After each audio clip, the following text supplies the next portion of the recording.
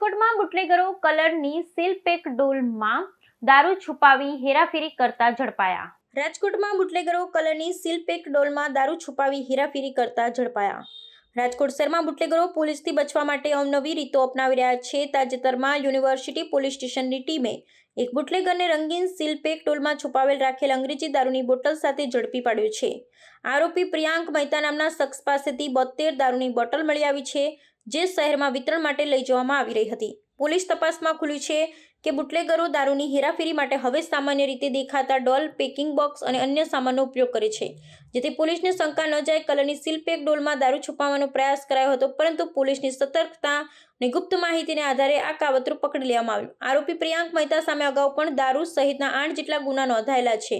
પોલીસનું કહેવું છે કે આવા બુટલેગરો સતત નવી રીતો અપનાવી કાયદાની આંખમાં ધૂળ નાખવાનો પ્રયાસ કરે છે, પણ પોલીસ પણ સતત ચાંપતી નજર રાખી રહી છે. શહેરમાં દારૂની હેરાફેરી અને વેચાણ અટકાવવા માટે ખાસ ડ્રાઈવ હાથ ધરવામાં આવી છે. રાજકોટ પોલીસ દ્વારા લોકોને અપીલ કરવામાં આવી છે કે જો કોઈ શંકાસ્પદ પ્રવૃત્તિ નજરે પડે તો તાત્કાલિક પોલીસને જાણ કરી સહયોગ આપો. બુટલેગરોના નવા કિમિયાઓ સામે પોલીસની સતર્કતા અને ઝડપી કાર્યવાહીથી શહેરમાં દારૂના કાળા ધંધાને લગામ લગાડવાનો પ્રયાસ ચાલી રહ્યો છે.